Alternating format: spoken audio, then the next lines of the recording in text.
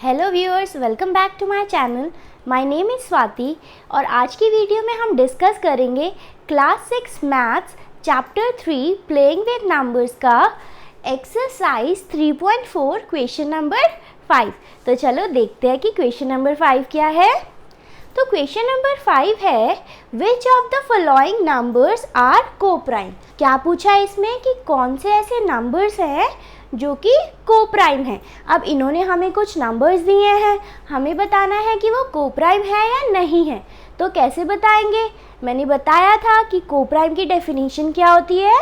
अगर दो नंबर्स में सिर्फ एक ही नंबर कॉमन होगा यानी नंबर 1, तो वो दोनों नंबर्स क्या होंगे? वो दोनों नंबर्स होंगे कोप्राइम नंबर्स।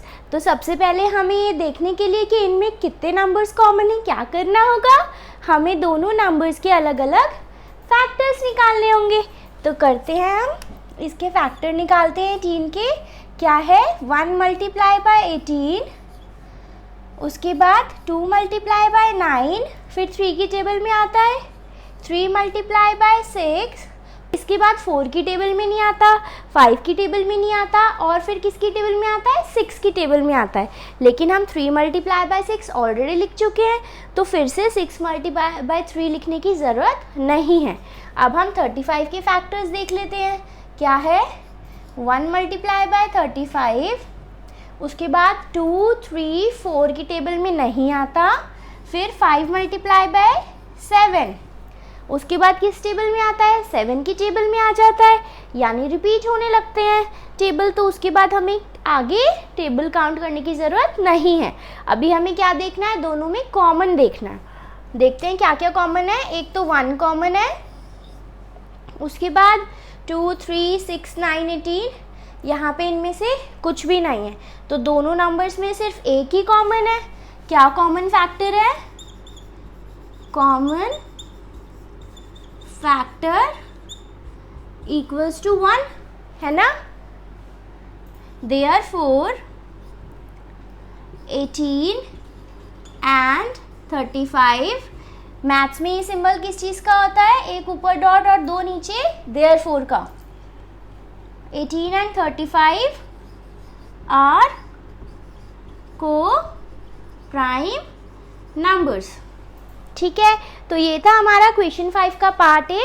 अब हम इसका अगला पार्ट करते हैं। तो अब हम डिस्कस करेंगे part B of question number 5। वो क्या है? 15 एंड 37, ये दो नंबर्स आपको दिए हैं और क्या पूछा है कि ये कोप्राइम है या नहीं है। तो इसके लिए हमें क्या करना होता है? सबसे पहले हम क्या करेंगे? हम फैक्टर्स निकालेंगे। किसके? 15 के और 37 के। फिर हम क्या देखेंगे कि इनमें कितने नंबर्स कॉमन है। तो चलो फैक्टर्स निकाल लेते हैं। 15 का फैक्टर क्या होता है? 1 मल्टीप्लाई बाय 15, उसके बाद 3 मल्टीप्लाई बाय 5, फिर 4 की टेबल में नहीं आता, 5 की टेबल में आता है। तो 5 3 ज़ा 15, लेकिन वो तो हम पहले ही लिख चुके हैं, तो हमें फिर से लिखने की ज़रूरत नहीं है। अब 37 के फैक्टर्स देख लो। क्या है ये? 1 मल्टीप्लाई बाय 37। क्या 37 और किसी की टेबल में आता है? नहीं आता। तो यानी ये हमारे पास हो गए इन दोनों के फैक्टर्स। अभी देखते हैं कि इनमें कॉमन क्या क्या है। यहाँ पे कॉमन है 1, यहाँ पे भी 1 है, दोनों। और कोई नंबर कॉमन है?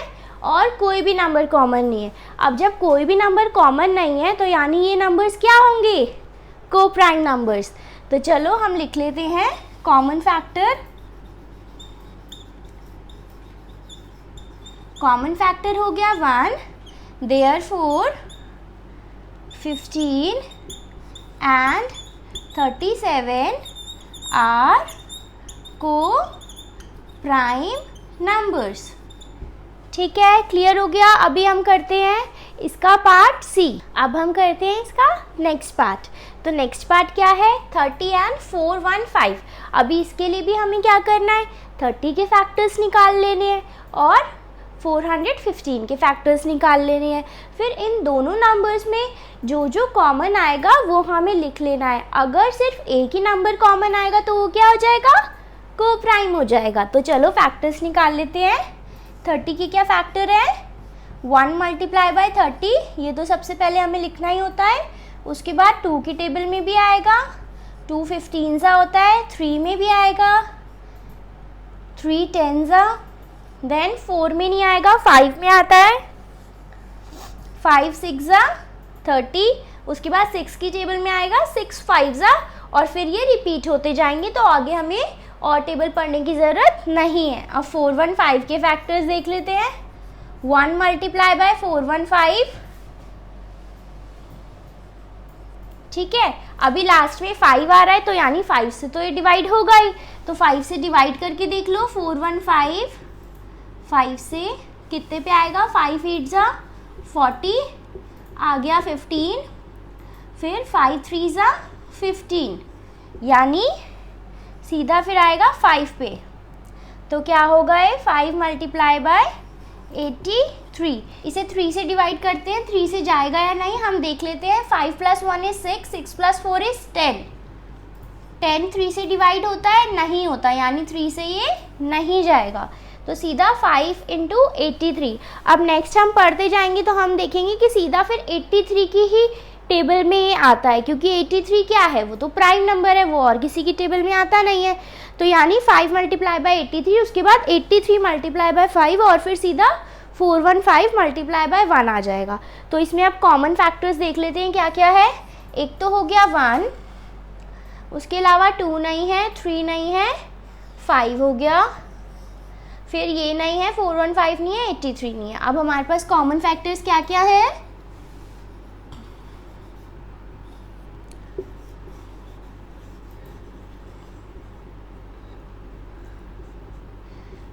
1 और 5। तो यानी ये तो 2 नंबर हो गए। हमें कोप्राइम नंबर्स के लिए क्या चाहिए होता है, कोई एक ही नंबर चाहिए होता है। तो therefore 30 and 415 are not coprime. क्या पता लगाया, अगर 2 फैक्टर्स आ गए तो यानी ये कोप्राइम नहीं होंगे, क्योंकि कोप्राइम होने के लिए क्या होना चाहिए, सिर्फ एक ही नंबर कॉमन होना चाहिए, वो है नंबर 1। अभी हम इसका नेक्स्ट पार्ट सॉल्व करते हैं। तो अब हम डिस्कस करेंगे D part of question number 5। क्या है वो, 17 and 68। अभी हमें क्या देखना है इसमें, फिर से हमें देखना है कि ये कोप्राइम है या नहीं। और कोप्राइम देखने के लिए क्या करना है, हमें देखना है पहले इनके फैक्टर्स। तो हम पहले फैक्टर्स निकाल लेते हैं। 17 के क्या फैक्टर होते हैं, 1 मल्टीप्लाई बाय 17, और किसी के भी टेबल में 17 नहीं आता, तो बस ये दोनों फैक्टर ही होते हैं। अब 68 के देख लेते हैं। 1 मल्टीप्लाई बाय 68 तो होगा ही, उसके अलावा 2 मल्टीप्लाई बाय कितना करेंगे कि 68 आए, 2 3 2 4 34, फिर 3 की टेबल से नहीं जाएगा। फिर 4 से करके देखते हैं, 4 से चला जाएगा क्योंकि लास्ट में क्या है, 8 है, तो देखते हैं 4 से जाएगा या नहीं। 4 1 4, अभी यहाँ पे बच गया 2, तो हो गया 28, और 4 7 28। फिर 5 से नहीं जाएगा, 6 से नहीं जाएगा, 7 से देखो, 7 से जाएगा क्या, नहीं जाएगा, 8 से नहीं जाएगा, 9 से नहीं, 10 से नहीं, फिर किसी से भी नहीं जाएगा। फिर सीधा हम 17 पे आएंगे, तभी ये 17 4 तो फिर से ये रिपीट होने लगेगा। तो बस यानी यही फैक्टर्स है। अब हम देखते हैं इन दोनों नंबर्स में कौन कौन से कॉमन है फैक्टर्स। तो एक तो हो गया 1, उसके अलावा 17 यहाँ पे है, 17 यहाँ पे भी है, यानी 2 नंबर कॉमन आ गए। तो फिर कॉमन फैक्टर्स क्या हो गए, 1 कॉमन फैक्टर्स हो गए हमारे पास 1 और 17। अब 2 फैक्टर्स आ गए, लेकिन कोप्राइम प्रूव करने के लिए क्या होना चाहिए, हमारे पास बस एक फैक्टर होना चाहिए, वो भी 1। तो यानी therefore 17 and 68 are not coprime numbers. ठीक है, समझ आ गया। हमने पहले 17 के फैक्टर्स निकाले, 68 के फैक्टर्स निकाले, फिर दोनों में देखा कौन कौन से फैक्टर्स कॉमन है। तो 1 भी कॉमन था और 17 भी कॉमन था। तो अभी जब 2 कॉमन फैक्टर हो गए हैं तो 2 कॉमन फैक्टर वाले तो कोप्राइम हो ही नहीं सकता, क्योंकि कोप्राइम के लिए बस एक नंबर कॉमन होना चाहिए था। तो यानी 17 और 68 आर नॉट कोप्राइम नंबर्स। अब हम इसका नेक्स्ट पार्ट करते हैं। अब हम करते हैं इसका नेक्स्ट पार्ट, वो है 216 एंड 215। अभी हमें क्या करना है, हमें दोनों में कॉमन देख लेना है। सबसे पहले उसके लिए क्या करेंगे, हम इसके फैक्टर्स निकालेंगे। तो 216 के फैक्टर निकालते हैं। 1 मल्टीप्लाई बाई 216, उसके बाद 2 की टेबल में जाएगा, देखते हैं 2 1 ज़ा 2, फिर 0 क्योंकि 1 नहीं जा सकता, और 2 8 ज़ा 16। उसके बाद 3 की टेबल से देख लो, कैसे पता लगेगा, 3 से जाएगा, 6 + 1 इज़ 8, 6 + 1 इज़ 7, 7 + 2 इज़ 9, और 9 तो 3 से डिवाइड हो जाएगा कम्प्लीटली, यानी 3 से भी जाएगा। तो अब इसे सॉल्व कर लो। 3 7 ज़ा 21, 3 2 ज़ा 6। अब 4 से देखो, 4 की डिविजिबिलिटी के लिए क्या करते थे, लास्ट की 2 डिजिट्स देखती हैं, यानी लास्ट की 2 डिजिट है 16, वो कम्प्लीटली डिवाइड हो जाएगा 4 से, यानी 4 से भी जाएगा। 4 की टेबल से देख लो, 4 5 ज़ा 20, यहाँ पे 16 बचा, तो 4 4 ज़ा 16। अभी 5 की टेबल से नहीं जाएगा क्योंकि लास्ट में 0 या 5 नहीं है। अभी 6 से जाएगा, हाँ, क्योंकि 2 से डिवाइड हो रहा है और 3 से भी कम्प्लीटली डिवाइड हो रहा है, यानी 6 से भी होगा। अभी 6 से देखते हैं क्या होगा, 6 3 ज़ा 18, और यहाँ पे बचा 3, तो यानी 36, 6 6 ज़ा 36। अभी 7 से जाएगा क्या, देखो 7 से नहीं जाएगा। फिर 8 से देख लो, 8 से सॉल्व होगा क्या, ये 8 से भी सॉल्व होगा। तो देखते हैं कैसे, 2 ज़ा 16, 16 आ गया, फिर उसके बाद यहाँ क्या बचा 5, 8 7 ज़ा 56। अभी इसके और फैक्टर्स होंगे। अभी 9 से देखो, 9 मल्टीप्लाई बाय क्या करेंगे, 9 2 ज़ा 18, फिर बचा 3, 36 हो गया ये। अभी 9 4 ज़ा 36। अभी 10 से नहीं जाएगा, और किससे देखेंगे, 11 से। 11 के लिए 6 + 2 इज़ 8, 8 - 1 इज़ 7, तो यानी नहीं जाएगा 11 से। फिर आगे किसी भी और नंबर से नहीं जाएगा, ठीक है, बाकी बार बार रिपीट होते जाएंगे। तो ये हो गए हमारे 216 के फैक्टर्स। अभी 215 के फैक्टर्स देख लेते हैं। 1 मल्टीप्लाई बाय 215, फिर 2 से नहीं जाएगा, 3 से जाएगा क्या, नहीं जाएगा, 4 से नहीं, फिर सीधा 5 से जाएगा क्योंकि लास्ट में 5 है। तो 5 4 ज़ा 20, 5 3 ज़ा 20, 5 4 ज़ा 20, 5 3 ज़ा 15, तो 5 × 43 हो गया 215। अभी किससे जाएगा, अभी आगे किसी भी और नंबर से नहीं जाएगा। तो अब हम क्या करते हैं, इन दोनों में कॉमन फैक्टर्स देख लेते हैं क्या क्या है। कॉमन फैक्टर्स आर,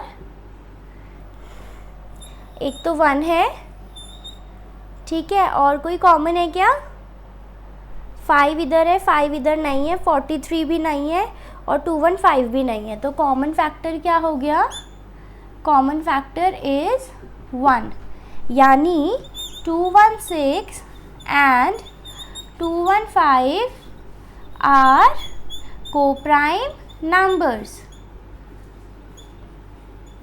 क्योंकि इसमें सिर्फ एक ही नंबर कॉमन है, तो ये दोनों नंबर्स क्या हुए, कोप्राइम नंबर्स हो गए। तो अब हम डिस्कस करेंगे F part of question number 5, वो है 81 एंड 16। तो हमें सबसे पहले क्या करना है, कोप्राइम करने के लिए 81 और 16 के फैक्टर्स निकाल लेने हैं। तो इसके फैक्टर्स देख लेते हैं। 1 मल्टीप्लाई बाय 81, फिर 2 से नहीं जाएगा, 3 से जाएगा, 3 2 ज़ा 6, 3 7 ज़ा 27, फिर 4 से नहीं जाएगा, 5 से नहीं जाएगा, 6 से भी नहीं जाएगा, 7 से नहीं, 8 से नहीं, फिर सीधा 9 से जाएगा, 9 मल्टीप्लाई बाय 9, और इसके अलावा फिर से ये रिपीट होगा, तो यानी और किसी भी नंबर से नहीं जाएगा। अब हम 16 के फैक्टर्स देख लेते हैं। 1 मल्टीप्लाई बाय 16, फिर क्या हुआ, ये 2 से 2 मल्टीप्लाई बाय 8, उसके बाद 3 से नहीं जाएगा, 2 मल्टीप्लाई बाय 8 16 हो गया, 3 से नहीं जाएगा, 4 मल्टीप्लाई बाय 4, उसके बाद 5 और ये तो रिपीट हो गया, उसके बाद और किसी भी नंबर से नहीं जाएगा, 8 से जाएगा तो वो रिपीट होगा, तो हमें आगे सॉल्व करने की ज़रूरत नहीं है। अभी देख लेते हैं इनमें क्या क्या कॉमन आया है। एक तो 1 कॉमन आया है और 3 इधर है, इधर नहीं है, 9 भी नहीं है, इधर 81 भी नहीं है, 27 भी नहीं है और इधर 2 नहीं है, 4 नहीं है, 8 नहीं है, 16 नहीं है। तो 1 के अलावा और कुछ भी कॉमन नहीं आया, यानी कॉमन फैक्टर क्या आया है 1, सिर्फ एक ही नंबर कॉमन फैक्टर आया है। देयरफॉर क्या हो गया ये 81 एंड 16 आर को-प्राइम नंबर्स। तो ये क्या प्रूव हुआ कि 81 और 16 क्या है, co-prime numbers. So this was last part of this question. Now let's move on to next question of this exercise.